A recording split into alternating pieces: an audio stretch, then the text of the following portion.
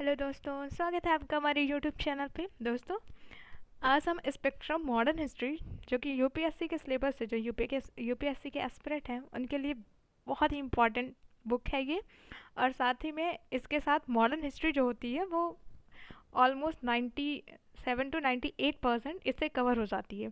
तो हम इस बुक को रेफरेंस मानकर one by one, line wise line आपको एक स्टोरी के फॉर्म में पूरी बुक को कंप्लीट कराएंगे।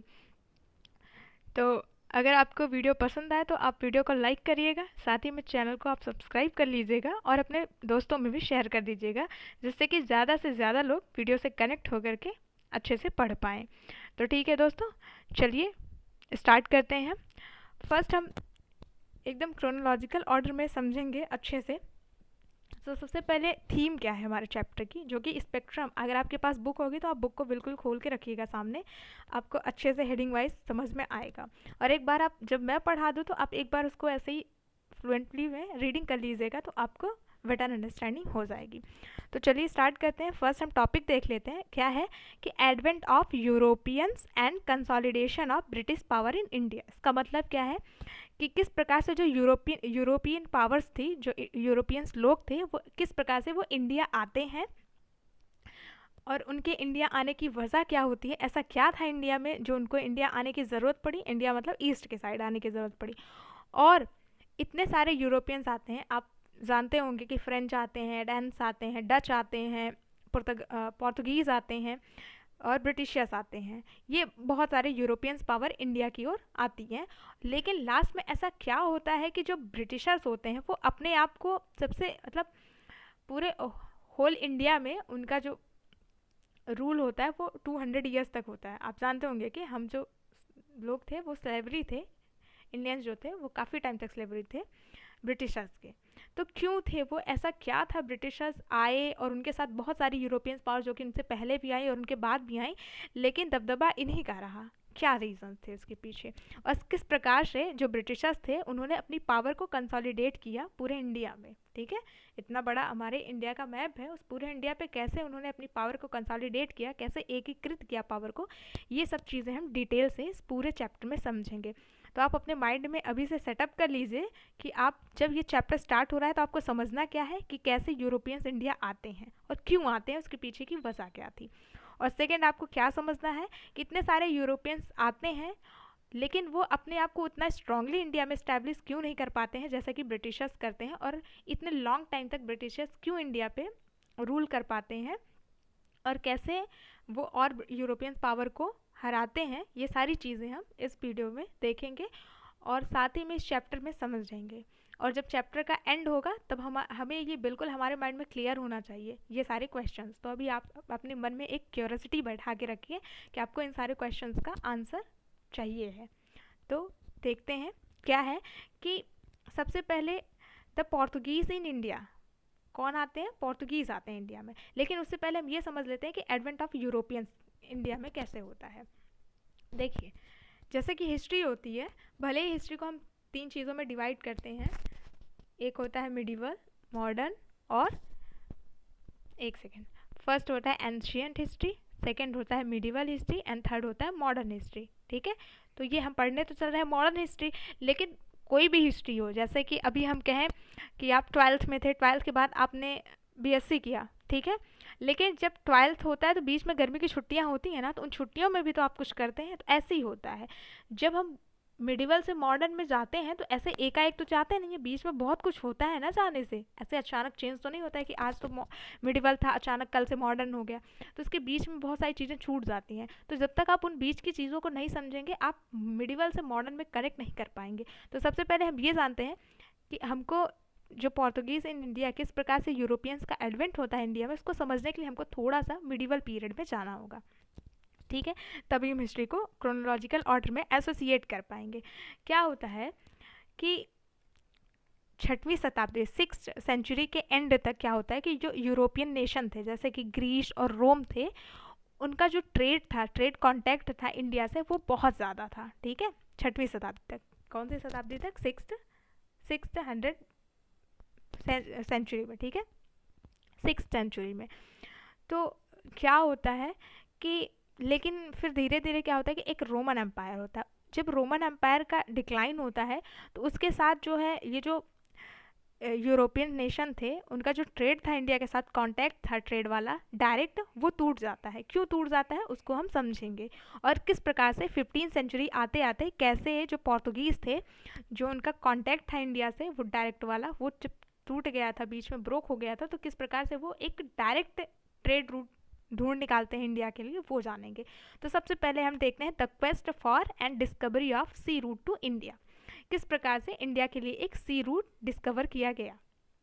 ठीक है, देखिए जब रोमन एम्पायर का डिक्लाइन होता है तो 7th सेंचुरी में क्या होता है कि जो अरब होते हैं वो अपना एक डोमिनेशन इस्टेब्लिश कर लेते हैं। कहाँ पे कर लेते हैं? इजिप्ट और पर्शिया में। अगर आपके पास वर्ल्ड मैप हो तो आप देखिए इजिप्ट और पर्शिया कहाँ है। ठीक है, तो इससे रिजल्ट क्या होता है कि जो यूरोपियंस का कांटेक्ट होता है इंडिया के लिए, वो कांटेक्ट टूट जाता है, और जो इंडिया की कमोडिटीज़ होती हैं जैसे कि स्पाइसेस, कैलिकोस, सिल्क और वेरियस जो प्रीशियस स्टोन्स होते हैं, उनकी जो ग्रेटली डिमांड थी यूरोपियन में, वो धीरे धीरे क्या होती है कि डिमांड अफेक्ट हो जाती है। तो क्या होता है कि 1453 में, कब?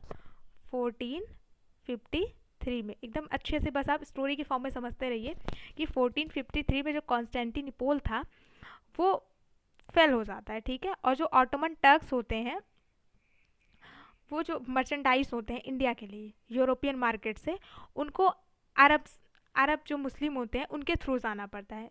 जो अरब मुस्लिम्स होते हैं वो इंटरमीडिएट का, मैंने आपको कहा ना जब रोमन एम्पायर का डिक्लाइन होता है तो क्या होता है कि इजिप्ट और पर्शिया पे अरब का कंट्रोल हो जाता है। अब जब यूरोपियन वाले इंडिया के लिए जाने लगते हैं, जो मेडिटेरियन सी है उससे होते हुए रेड सी से वो इंडिया पहुंचते थे, और वहाँ से जो इंडिया कमोडिटीज़ होती थी जैसे स्पाइसेस, कैलिकोस, इन सबको वो ले करके आते थे और अपने यहाँ बहुत हाई चार्ज पे वो क्या करते थे, सेल करते थे, और उनको बहुत प्रॉफिट होता था।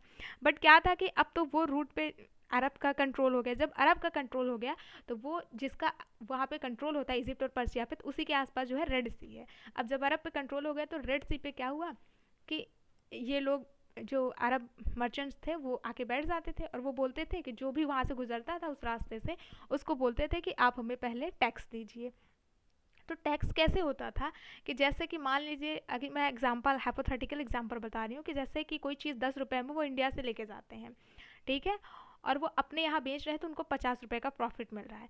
बट ये जो अरब इंटरमीडिएट्स थे, जो बिचौलिए थे, ये क्या कहते थे कि बहुत दुगना तिगुना दाम पे मतलब चीज़ें उनको देते थे और उनसे टैक्स ले लेते थे। जैसे कि जो चीज़ें उनको बेचारे 10 रुपये में खरीदे होते थे, आके उनको टैक्स 50-60 रुपये देना होता था, और उनका मुनाफा मिनिमम 10 या 20 रुपीज़ ही हो पाता था, मतलब बहुत कम हो पाता था जहाँ वो इतना ज़्यादा कमाते थे। तो क्या हुआ कि उनको बड़ा बुरा लगता था, बहुत गंदा लगा उनको। फिर क्या हुआ कि धीरे धीरे रेड सी का जो रूट था उस पर स्टेट मोनोपोली हो गई। किसकी? जो इस्लामिक रूलर्स थे, और वो बहुत हाई दाम पे रेवेन्यू लेने लगे, टैक्स लेने लगे। तो लोगों के माइंड में ये आया कि कैसे भी करके बस हमको जो है, यूरोपियंस जो थे उनके माइंड में आने लगा कि कैसे भी करके ये जो इस्लामिक इंटरमीडिएट्स हैं, ये जो अरब इंटरमीडिएट्स हैं, इनको हटा करके हमको इंडिया से डायरेक्ट कांटेक्ट करना है। क्यों करना है इसको भी हम जानेंगे।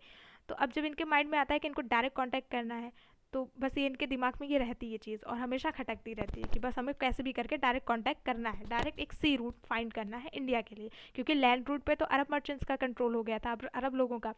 तो अब क्या हुआ कि जब 15 सेंचुरी आता है तो यूरोप में एक रेनेसांस की भावना बहुत ज़्यादा हाई लेवल पे हो रही थी। रेनेसांस क्या होता है? जैसे कि मॉडर्निटी, हर चीज़ में क्वेश्चन करने की, ये चीज़ क्यों हो रहा है, इसके पीछे की वजह क्या है। जैसे होता नहीं कि आप कोई चीज़ आपको कोई बताए तो आप उसको ऐसे ही आंख बंद करके उस पर विश्वास करते हैं, लेकिन जब आपके अंदर मॉडर्निज्म आ जाता है, आधुनिकता आ जाती है आपके माइंड में, रेनेसांस की भावना आ जाती है, तो आप उस पर क्वेश्चन करते हैं। जैसे कोई कहता है बिल्ली रास्ता काट देगी तो नहीं जाना चाहिए, फिर आपके मन में आएगा अच्छा क्यों नहीं जाना चाहिए, इसके पीछे की वजह क्या है, लॉजिक क्या है।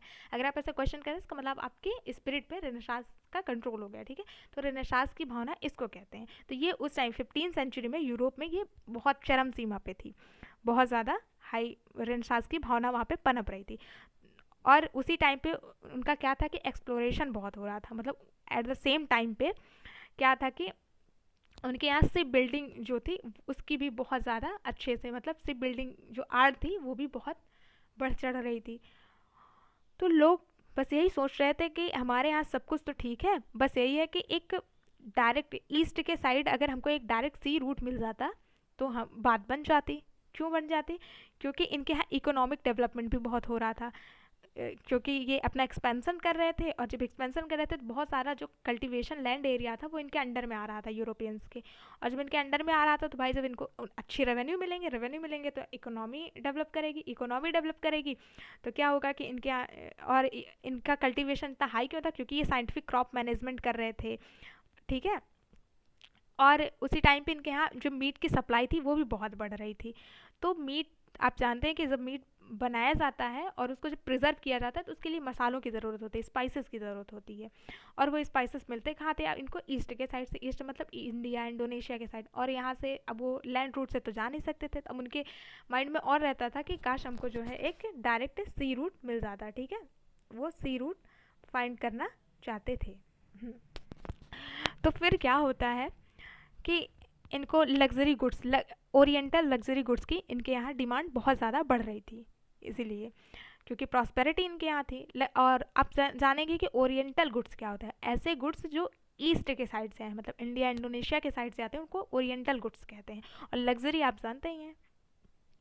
तो क्या था कि वेनिस और जो जेनेवा थे, इनकी जो प्रॉस्पेरिटी थी वो ओरिएंटल गुड्स की वजह से थी।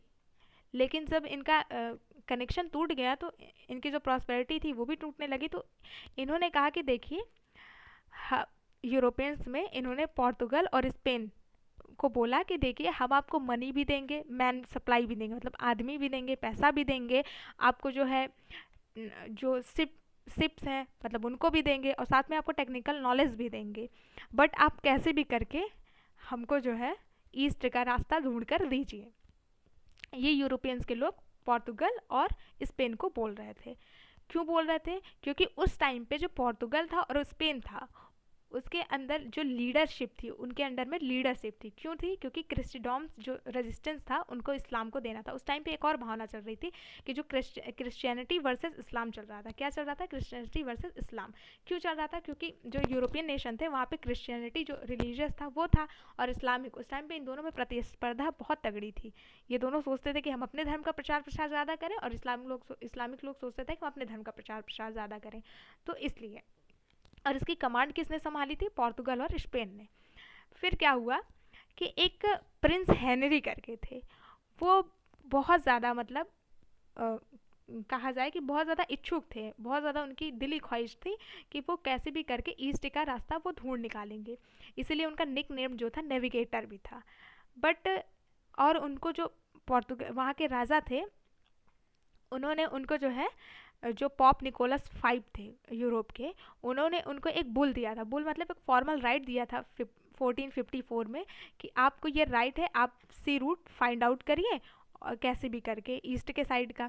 बट अनफॉर्चुनेटली इससे पहले कि वो अपना जो ड्रीम था ईस्ट के साइड का रास्ता सी रूट फाइंड करने में करते, उससे पहले जो प्रिंस हेनरी थे उनकी डेथ हो जाती है। अब जब उनकी डेथ हो गई तो फिर क्या हुआ कि 1497 में एक ट्रिटी हुई, ट्रिटी ऑफ टॉर्डिलास। क्या? ट्रिटी ऑफ टॉर्डिलास, जो कि 1494 में हुई थी।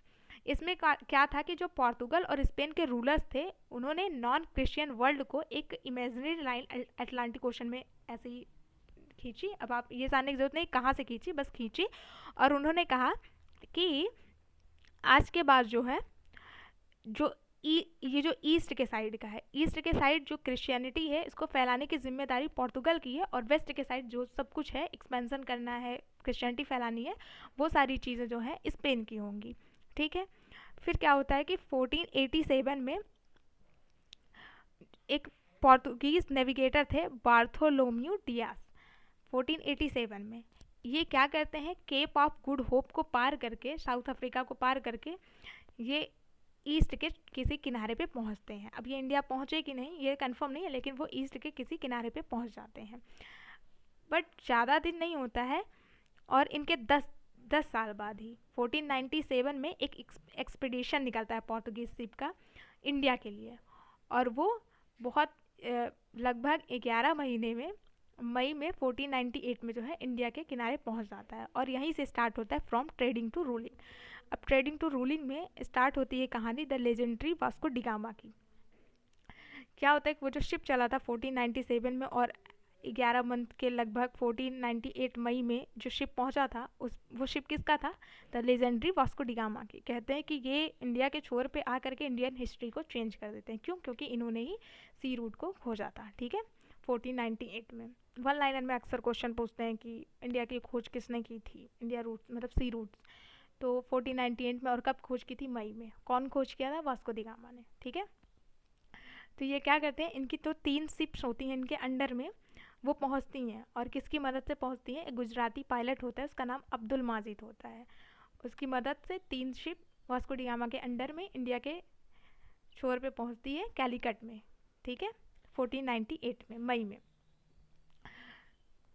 फिर और जिस टाइम वो कैलीकट में पहुंचती है, तो कैलीकट में एक हिंदू राजा का राज होता है जिसका नाम जैमोरिन था, जिसको हम सामुंतरी भी कहते हैं। तो क्या होता है कि उसको बिल्कुल पता नहीं था कि ये यूरोपियंस यहाँ क्यों आ रहे हैं, ये जो पोर्तुगीज़ है ये यहाँ क्यों आया, किस रीज़न से आया। वो बड़ा लालची टाइप का था। उसको ये पता था कि जब भी कोई बाहर से आता है यहाँ ट्रेड करने के लिए, तो अपने साथ कुछ गिफ्ट लाता है। तो वो उसी के चक्कर में वो गए थे उनका स्वागत करने। तो क्या होता है कि वास्को डी गामा ज़्यादा गिफ्ट तो ला नहीं सकते हैं, तो फिर जैमोरिन की ज़्यादा वास्को डी गामा से बनती नहीं है। फिर भी वास्को डी गामा वहाँ रहता है कुछ दिन, और कुछ दिन रहने के बाद वहाँ मालाबार जो कोस्ट होता है उसके आसपास वो रहता है, और वहाँ की चीज़ों को देखता है कि किस प्रकार से यहाँ पे चीज़ें चल रही हैं।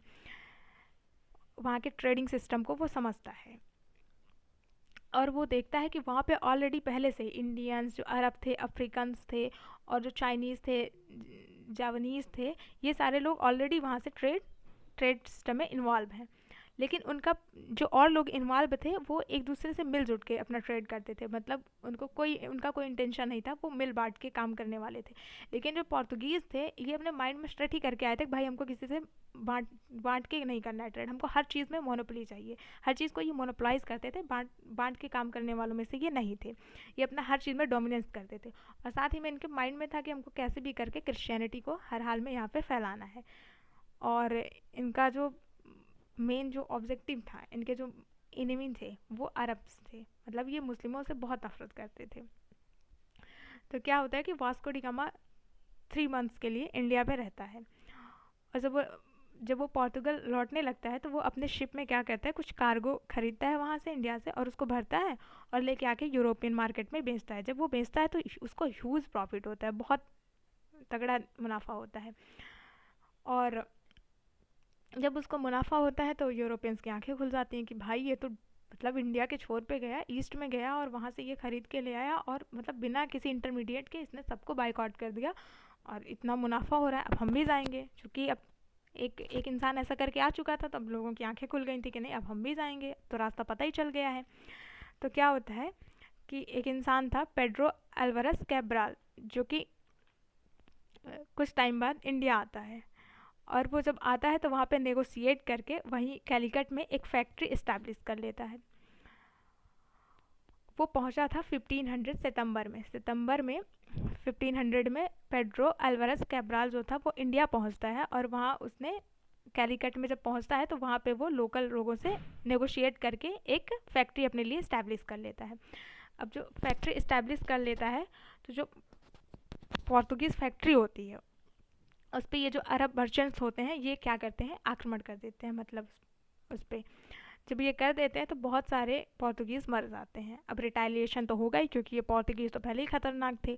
तब ये जब रिटालिएशन करते हैं तो ये भी बहुत मतलब 100 अरब मर्चेंट को मार डालते हैं, उनके शिप्स को जला देते हैं, उनके कार्गो को छीन लेते हैं, बहुत सारी चीज़ें करते हैं, बहुत तरखाट मच जाता है। तो क्या कहता है कि ये जो पेड्रो अल्वारेस कैब्राल था ये बहुत टाइम तक तो वहाँ नहीं रुक पाता, क्योंकि कैलीकट पे बहुत तरखाट मच चुका था। लेकिन ये तब भी जो है कुछ लोकल लोगों से ट्रीटीज़ करके वहाँ के लोकल रूलर से कोचीन और कैनानोर में भी अपनी फैक्ट्री जो है इस्टेब्लिश कर लेता है। अब क्या होता है कि फिर 1501 में 1500 सितंबर में तो पेड्रो अल्वारेस कैब्राल आया था, लेकिन फिर 1501 में वास्को डी गामा फिर से इंडिया आता है। अब एक बार तो खून चखे लिया था उसने, उसको तो पता था कि एक बार वो यहाँ से कार्गो लेके गया था और हाई प्रॉफिट मिला था उसको, तो फिर तो आएगा ही वो। फिर आता है वो रिटर्न होके 1501 में।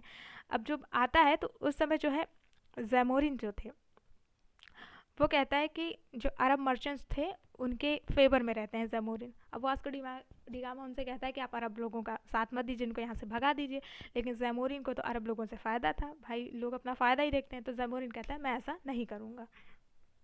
ठीक है, तो क्या होता है कि वास्को डिगामा जो होता है बड़ा लालची टाइप का होता है वो भी, तो वो कहता है कि ठीक है आप, मतलब उसकी ज़ैमोरिन से तो कभी नहीं बनती है, लेकिन वो भी क्या करता है आसपास से जो है धीरे धीरे करके ग्रेजुअली ही वो कैनानोर में, कैलिकट में और कोचीन में एक इम्पॉर्टेंट सेंटर बना देता है पोर्तुगीज़ के लिए, ट्रेड के लिए। ठीक है, फिर क्या होता है कि और धीरे धीरे उसने जो है वहाँ के लोकल लोगों से परमिशन लेकर के अपने जो ये कैनानोर, कोचीन और कैलिकट में ये जो फैक्ट्री इस्टेब्लिश की थी, इनका फोर्टिफिकेशन करने लगता है। फोर्टिफिकेशन क्या होता है कि जैसे कि कोई किला है, कोई फैक्ट्री है, उसके चारों तरफ ऊंची ऊंची दीवार बना देना। अब देखिए जब जो कोई भी ट्रेडर्स होता है, अगर ट्रेड तो फैक्ट्री से ही, सामान तो फैक्ट्री में ही बन करके वहाँ से लोड होता है जाता है, लेकिन अगर कोई फोर्टिफिकेशन करने लगता है, इसका मतलब वो अपने आप को मिलिट्री स्ट्रॉन्ग करा, वहाँ पे मिलिट्री के इस्टेब्लिश करा। और जब कोई मिलिट्री इस्टेब्लिश करता है, इसका मतलब है कि वो वहाँ पे रूल करना चाहता है, वो वहाँ पे अपने पावर को इस्टेब्लिश करना चाहता है, ये पर्पस होता है। तो ये वास्को डी गामा ने कर लिया। उसके बाद क्या होता है कि स्टार्ट होता है Francisco de Almeida, sorry my pronunciation थोड़ा सा। तो फ्रांसियो दी अल्मेडा जो होता है वो 1505 में वहाँ जो पोर्टुगल के किंग होते हैं वो उसको अपॉइंट करते हैं एज अ गवर्नर इंडिया के लिए, और 3 साल के लिए।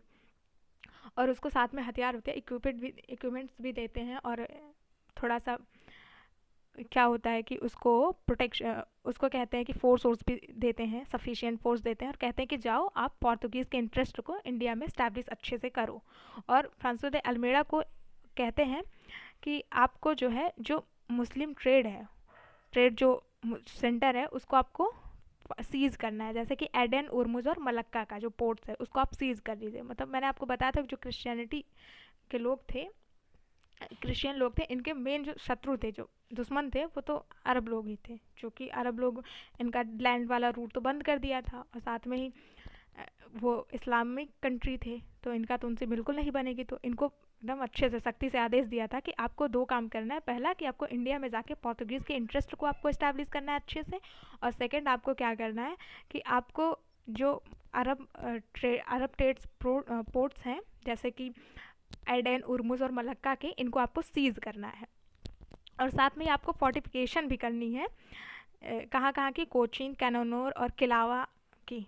तो अल्मेडा जो था वो उसके अपोजिशन में जो थे वो ज़ैमोरिन था, और उसको एक जो इजिप्ट के सुल्तान थे, मैमुलुक सुल्तान जो इजिप्ट के थे, इन दोनों से बहुत ज़्यादा मतलब उसको थ्रेट था, उसको थोड़ा सा डर क्या लगेगा उनको, बस थोड़ा सा उनको थ्रेट था कि कहीं ये हमारे काम में दखल अंदाजी ना करें। तो क्या होता है कि ये लोग जो इजिप्ट और गुजरात की जो नेवी थी, इन दोनों की कंबाइन आर्मी जो थी वो फ्रांसिस दे अल्मेडा से उसकी लड़ाई हो जाती है बाद में। अब जब उसकी कॉन्फ्लिक्ट में आते हैं तो उनकी लड़ाई हो जाती है, कौन कौन से, गुजरात की, एक सेकेंड फिर ले लेते हैं, हाँ, गुजरात की कंबाइंड आर्मी और प्लस जो इजिप्ट के रूलर्स थे, इन दोनों की कंबाइंड आर्मी की किससे लड़ाई होती है, फ्रांसिस दी अल्मेडा से।